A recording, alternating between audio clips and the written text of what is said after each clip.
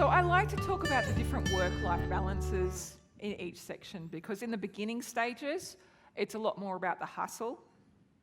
And you will find at the back, my saying for the first 3 levels was, work, bitch.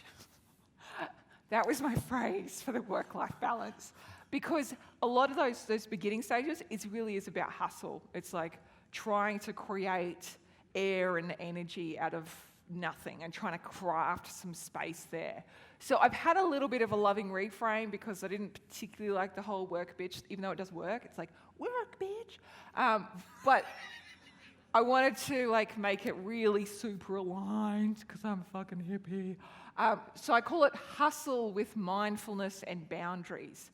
Because when I say work bitch, I don't mean put yourself into an early grave. I don't mean 70 hours a week. I don't mean never give yourself time off, because that is not an appropriate way to build a business. And that means you're totally just stuck in this part in the back of your brain, and you don't always hear the bigger insights that are going to come out of your bigger brain when that's in action.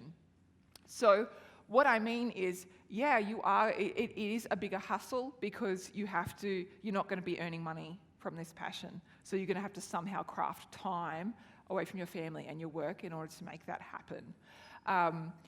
But you do not need to sacrifice everything in order to make that happen. You do it with boundaries, you do it with mindfulness, you do it with an intention.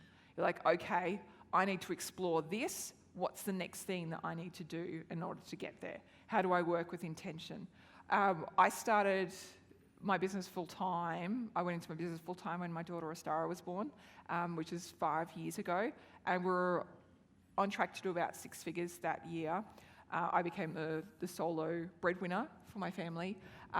And Astara is a very shiny little being, and she was also a very, very high needs, fussy baby, which meant that I did not put her down to sleep for the first 8 months. I held her, and I did all of my work on an iPod with one finger. So you will find 1,000-word blog posts on there that I've written with one hand. FYI, it's not a sustainable way to do things, like a nervous breakdown. And it took a long time to heal from that particular experience. And it was then that I started to say for myself, okay, I actually need to give myself 1 hour a day where I don't actually mother. And I have to get my husband to step up and somehow try and meet the needs of this very, very fussy baby. So it started with 1 hour. I had to turn up, be very, very intentional, be like, okay, what is it I need to do to drive my business forward? I've only got an hour. I have to be so aligned. And I am actually very, very grateful for the fact that I have that experience. I've never had 40 hours a week, 70 hours a week to devote to my business. That's just not ever been a potential possibility for me. All I do now is I work max about 25 hours a week, and that feels like a lot to me. And I had to learn how to be so structured with my time and say no to all the shit that wasn't working and let go of all the stuff that wasn't making money in order to focus on that one thing that was driving my business forward. Tested so many different economic models. So I started off with selling original artworks. I tried markets. I tried online business. I was getting more take-up with the online stuff, so I kept on focusing in that direction, and I kept on refining my offerings. So I'd have the original artworks first, then I started making prints, and then I started creating prints that were more personalized, because I realized people, when you're making an artwork, it's kind of like just shooting at the air and hoping a bird goes in front of it.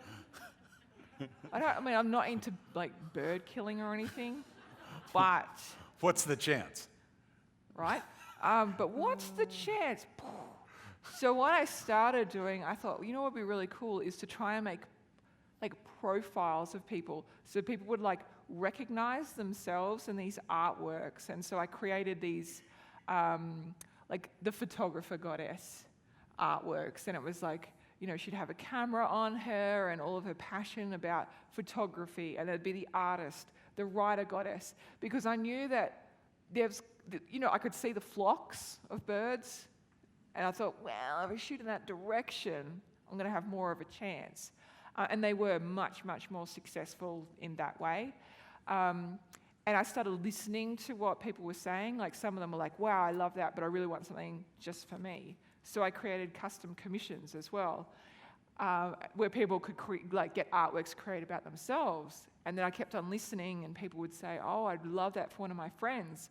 And it ended up becoming a really big market for me, the gift custom commission area, to have lower priced artworks that people could fill out questionnaires, and I would create like a custom piece for them. And it was, massive around Christmas time and all that kind of stuff.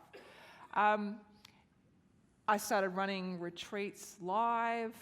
There were like creativity and spirituality and meditation courses. Sonia was my helper at one of my very first ones, so I think it's really funny how it's sort of come full circle. And realized, wow, that's a lot of energy and a lot of time that probably isn't like hugely sustainable going forward for my lifestyle and for my introvert personality. So I started creating like shorter workshops, and the response I got from a lot of people, because I was creating my blog, I was sharing a lot online, a lot of people were saying, gosh, I just wish I could come to Canberra for these retreats. And so I thought, oh, well, I'll just record one then and put it online. And this is back in the olden days where people did not even know what an e-course was. This was 2008 when I started. And so I just turned one of my live workshops into an online course and started selling that. And that, each tweak along the way just ended up just being such a, I kept on saying no, yes, yes, and keep on following those directions until I could find a model that was working for me. So I started going more in the direction of online because I already had an audience there, and it seemed to be easier for me to sell that way and to harness my personality and my incessant need for communication and bearing my soul to all internet strangers. That actually worked really well for me. And it was just building on the little wins and letting go of the losses, as in going, okay, cool, we tried that one out. So it's been this very long and winding journey. I'm not going to burst into song because that is a lyric of a song it just happens. And I want to give my own warning story of places where I've really fucked up pricing. Because why not? You get to all learn from my mistakes. So I remember that art prints, when I started making them, the lower end price was about $25 for an A4 print. And part of my chemistry is, okay, but how can I do it even better than everybody else out there? Which is great in some levels and also really fucking stupid on other levels. So I'm constantly having to moderate that. And, well, just want to make it plain.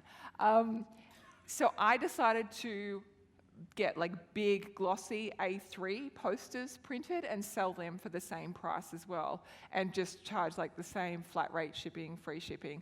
And then I learned, and I sold a bunch of them, and then I learned, oh, wow, okay, so the reason that people sell A4 prints is you can send them flat, just in an envelope. I was sending them in tubes because they're A3, and I was sending them overseas. So I was making a very much minus profit on all of those. I was charging $25, and that cost me about $40 to produce. So obviously that economic model didn't work. Just FYI, just letting you know, probably check out the shipping prices before you decide to do free shipping, and think about why they might be selling in the certain format that they are, because it may actually make really appropriate sense. Might also be smart to say, I've got 10 of these available. Yeah. I mean, you don't know what you're doing, don't commit to 500 of something. It creates a little bit of scarcity. You say, hey, I've got 5 slots available in my business for this deal of $29. If it's awesome, you can always make more slots available. If it sucks, you're like, whoo, thank God I only did that 5 times. I am out of here. It's true. And I would say thus was born the model of LDI over-delivering, because we're still trying to give away more than we, we're trying to make great deals, but it comes out of Leonie's heart to say, well, how can I make this an even better deal for people? It